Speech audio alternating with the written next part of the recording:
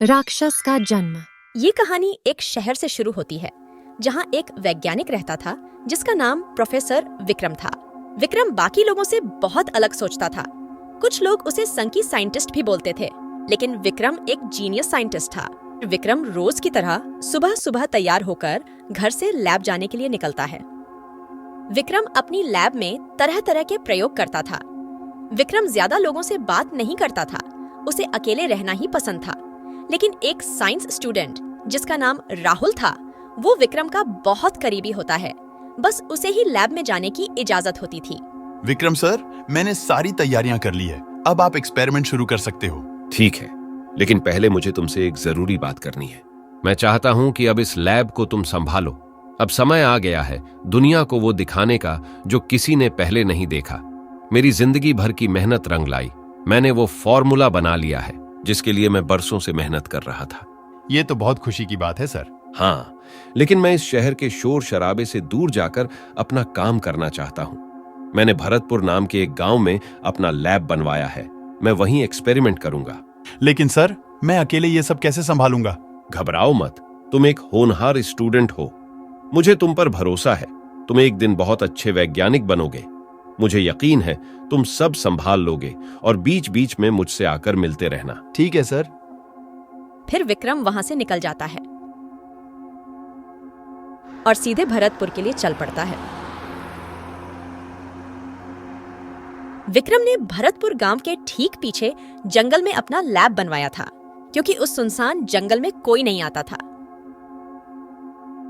Vikram lab के अंदर पहुंच जाता है। इस बार मैं अपने सपने को पूरा किए बिना कहीं नहीं जाऊंगा, फिर चाहे कुछ भी हो जाए। विक्रम अपनी तैयारियों में जुट जाता है। वो अपने सपने को पूरा करने के लिए दिन रात अपने प्रोजेक्ट पर काम करता है। विक्रम एक ऐसा टॉनिक बनाना चाहता था जो इंसान की छुपी हुई शक्ति को निकालकर उन्हें ताकतवर बनाए। एक दिन ऐसे ही विक्रम देर रात तक काम कर रहा था। तभी उसे अपने प्रोजेक्ट के लिए एक केमिकल की जरूरत पड़ती है जो दूसरे कमरे में था। सबसे जरूरी चीज तो मैं लाना ही भूल गया, अभी लेकर आता हूँ। फिर विक्रम दूसरे कमरे में चला जाता है। विक्रम के जाने के बाद वहाँ एक बिल्ली आ जाती है और उछल कूद करने लगती है और सारे केमिकल्स यहाँ वहाँ गिरा देती हैं। विक्रम के बनाए दोनों केमिकल्स मिक्स हो जाते हैं। फिर बिल्ली उन केमिकल्स को छांटने लग जाती है। तभी विक्रम वहाँ आ जाता है। अरे नहीं, ये क्या हुआ? इस बिल्ली ने तो सब बर्बाद कर दिया। अब क्या होगा? तभी देखते ही देखते बिल्ली को कुछ होने लगता है और वो जमीन पर गिर जाती है। ये इस बिल्ली को क्या हुआ? मुझे इसकी मदद करनी होगी। तभी वहाँ एक रोशनी चमकती है और बिल्ली एक राक्षस का रूप ले लेती है। ये सब देखकर डॉक्टर विक्रम सन्न रह जाता है। विक्रम हिम्मत जुटाकर घबराते हुए उस राक्षस से पूछता है, ये सब क्या हो रहा है? तुम कौन हो? अभी बताता हूँ बुड्ढे, मैं कौन हूँ। राक्षस के हमले से विक्रम की मौत हो जाती है। मैं किसी को नहीं छोड़ूंगा। अब सिर्फ मेरा राज होगा। जो भी मेरे रास्ते में आएगा मारा जाएगा। फिर राक्षस वहाँ से निकल जाता है। भरतपुर एक खुशहाल गांव होता है। वहाँ के लोग आपस में मिलजुल कर रहते थे, लेकिन उन्हें क्या पता था गांव में इतनी बड़ी मुश्किल आने वाली है। उन्हें एक राक्षस का सामना करना पड़ेगा। कुछ देर बाद वहाँ राक्षस आ जाता है। गांव वालों, मेरी बात ध्यान से सुनो। अगर तुम मरना नहीं चाहते तो मेरा एक काम करना होगा। कल सोमवार है। कल के दिन गांव के पीछे वाले जंगल में गांव के एक आदमी को भेज देना और फिर हर सोमवार को एक आदमी, ताकि मैं उसे खा लूं। अगर ऐसा नहीं किया तो मैं खुद अपनी भूख मिटाने यहाँ आऊंगा और पूरा गांव तहस नहस कर दूंगा। अगर मेरी बात नहीं मानी तो अपनी जान से हाथ धो बैठोगे, समझे? अब मैं जा रहा हूँ और तुम देखो पहली बलि किसकी देनी है। इतना कहकर राक्षस वहाँ से निकल जाता है। राक्षस की बातें सुनकर सभी लोग घबरा जाते हैं। फिर अगले दिन, गांव वालों, चाहे कुछ भी हो जाए, हम उस राक्षस के सामने झुकेंगे नहीं। अगर हमने उसकी बात मान ली तो एक एक करके वह सारे गांव वालों को खा जाएगा और हम कुछ नहीं कर पाएंगे। आप बिल्कुल सही कह रहे हो शक्ति भैया। हमें मिलकर उस दुष्ट राक्षस का सामना करना होगा।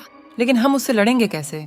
शाम तक अगर कोई भी जंगल नहीं पहुंचा तो वो यहाँ आ जाएगा और सबको मार देगा। घबराओ मत चाची, कोई ना कोई रास्ता निकाल ही लेंगे। फिर शाम को सभी गांव वाले इकट्ठे होकर प्लानिंग करते हैं। आप लोग बस यहीं खड़े रहना, कहीं ऐसा ना हो कि किसी को चोट लग जाए। मैं भी देखता हूँ वो राक्षस बंदूक की गोली से कैसे बचता है। ठीक है बेटा, लेकिन ये काम बहुत सावधानी से करना। तभी वहाँ राक्षस की एंट्री होती है। लगता है तुम्हें मेरी बात समझ नहीं आई। तुम्हें ठीक से समझाना पड़ेगा। लगता है तुम नहीं समझे। दुष्ट राक्षस, तुम्हारा अंत करीब है। फिर शक्ति लगातार राक्षस पर गोलियां चलाता है, लेकिन उस पर गोलियों का कोई असर नहीं होता। तुम कमजोर इंसान मेरा कुछ नहीं बिगाड़ सकते। तुम सिर्फ गुलामी के लिए बने हो और मैं राज करने के लिए। ये लो।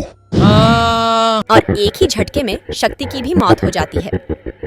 वहीं दूसरी तरफ राहुल डॉक्टर विक्रम से मिलने का सोच रहा था। प्रोफेसर विक्रम को गए हुए काफी समय हो गया।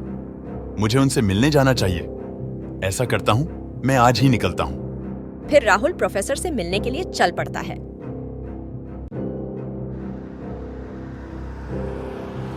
राहुल को भरतपुर में ही उतरना पड़ता है, क्योंकि टैक्सी वाला जंगल में नहीं जा रहा था।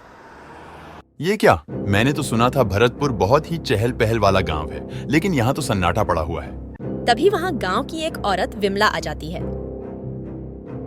अरे बेटा, तुम कौन हो? यहाँ के तो नहीं लगते। जी, मैं शहर से आज ही आया हूँ। मुझे गांव के पीछे वाले जंगल में जाना है। वहाँ प्रोफेसर विक्रम रहते हैं। मुझे उनसे मिलना है। क्या आप मुझे रास्ता बता सकते हो? क्या कहा? गांव के पीछे वाले जंगल में? वापस शहर चले जाओ, इसी में तुम्हारी भलाई है। अगर वहाँ गए तो मारे जाओगे। आप ऐसा क्यों कह रहे हो? ऐसा क्या है वहाँ?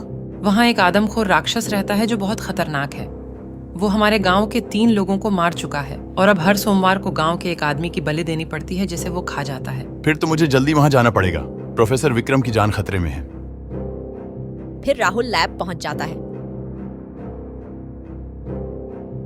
अंदर जाने के बाद राहुल की नजर उन केमिकल्स पर पड़ती है जो जमीन पर गिरे होते हैं, और वो समझ जाता है कि यहाँ कुछ तो हुआ है। यहाँ जरूर कुछ बुरा हुआ है। मैंने कभी भी प्रोफेसर को इतना लापरवाह नहीं देखा। इसका मतलब वो औरत सच कह रही थी और उन सभी गांव वालों की जान खतरे में है। मुझे कुछ करना होगा। फिर अगले दिन राहुल सभी गांव वालों से बात करता है। अब आप लोगों को डरने की कोई जरूरत नहीं और न ही किसी की बलि देने की। मुझे पता है उस राक्षस का अंत कैसे होगा। अब मैं शहर वापस जा रहा हूँ। ठीक 2 दिन बाद मैं आऊंगा और उस राक्षस को मार दूंगा। राहुल शहर जाकर अगले 2 दिनों तक खूब मेहनत करता है और उस टॉनिक को बना लेता है और उस टॉनिक को एक खरगोश में इंजेक्ट कर देता है। कुछ देर बाद खरगोश जमीन पर गिर जाता है और वो भी एक अच्छे राक्षस का रूप ले लेता है और इसके अंदर अलग अलग तरह की शक्तियाँ होती हैं। आपने मुझे बनाया है, मैं अब आपका गुलाम हूँ। हुक्म दो मेरे मालिक, मैं आपके लिए क्या कर सकता हूँ? क्या तुम हवा में उड़ सकते हो? हाँ मेरे मालिक, मैं हवा में भी उड़ सकता हूँ, मैं गायब भी हो सकता हूँ और पलक झपकते ही यहाँ से वहाँ भी जा सकता हूँ। अरे वाह, ये तो बहुत अच्छा है। और तुम मुझे मालिक मलिक बोलना बंद करो। मेरा नाम राहुल है। मुझे सिर्फ अपना दोस्त समझो और आज से तुम्हारा नाम होगा पिल्लू। तो चलो पिल्लू, अब कुछ काम की बात करते हैं। फिर राहुल पिल्लू को पूरा वाकया बताता है। ठीक 2 दिन बाद राहुल और पिल्लू गांव पहुंच जाते हैं और राहुल पिल्लू को गांव वालों से मिलवाता है। गांव वालों, ये हमारा नया दोस्त पिल्लू है। ये उस राक्षस को मारने में हमारी मदद करेगा। वो राक्षस इसकी शक्तियों के सामने कुछ नहीं है। ये बहुत शक्तिशाली है। कुछ दिन बाद सोमवार आ जाता है। गांव वाले राहुल और पिल्लू सब गांव में इकट्ठा होते हैं। पिल्लू बेटा, तुम उस राक्षस को हरा तो दोगे ना? मुझे बहुत डर लग रहा है। आप चिंता मत करो चाची, वो राक्षस आज नहीं बचेगा। कुछ देर बाद पिल्लू को कुछ महसूस होता है। आप सभी लोग साइड में खड़े हो जाइए। मुझे लगता है वो राक्षस आ रहा है। वो हमारे बहुत करीब है, मैं उसे महसूस कर सकता हूँ। कुछ देर बाद वहाँ राक्षस आ जाता है। ओह, तो तुम हो वह आदमखोर राक्षस। अब तुम्हारी खैर नहीं। अबे तू कौन है चूहे? क्या तुझे अपनी जिंदगी से प्यार नहीं? क्यों मेरे हाथों मरना चाहता है? वो तो पता चल ही जाएगा कौन मरेगा और कौन जिएगा, समझे? तुम मेरे सामने एक कीड़े से ज्यादा कुछ नहीं। मुझे कीड़ा बोलता है? अभी बताता हूँ तुझे, ये ले। अरे ये कहाँ गायब हो गया? अरे मूर्ख राक्षस, अपने पीछे देख। तुझे तो मैं। अरे वहाँ कहाँ देख रहा है मूर्ख, यहाँ देख। अब तूने मुझे गुस्सा दिला दिया है। अब तू नहीं बचेगा चूहे। ये सब मेरे लिए बच्चों का खेल है, तुम मुझे नहीं हरा सकते। फिर राक्षस अपनी पूरी ताकत से पिल्लू पर हमला करता है, लेकिन पिल्लू उसके हमले से बच जाता है। फिर पिल्लू उस राक्षस पर जोरदार हमला करता है। पिल्लू के हमले से राक्षस की मौत हो जाती है। फिर सभी गांव वाले पिल्लू और राहुल का धन्यवाद करते हैं। राहुल बेटा, अगर तुम और पिल्लू ना होते तो हमारा पूरा गांव बर्बाद हो जाता और हम सब भी मारे जाते। तुम्हारा बहुत शुक्रिया। तुम अपनी जिंदगी में हमेशा खुश रहो। भरतपुर गांव फिर से खुशहाल हो जाता है। इस कहानी से हमें ये सीखने को मिलता है कि जब लोग साथ मिलजुल कर काम करते हैं और एक दूसरे की मदद करते हैं तो वो किसी भी मुश्किल को पार कर सकते हैं। एकता, साहस और विश्वास से किसी भी समस्या का सामना किया जा सकता है और समस्या को हल किया जा सकता है, चाहे परिस्थिति कितनी भी भयानक क्यों ना हो।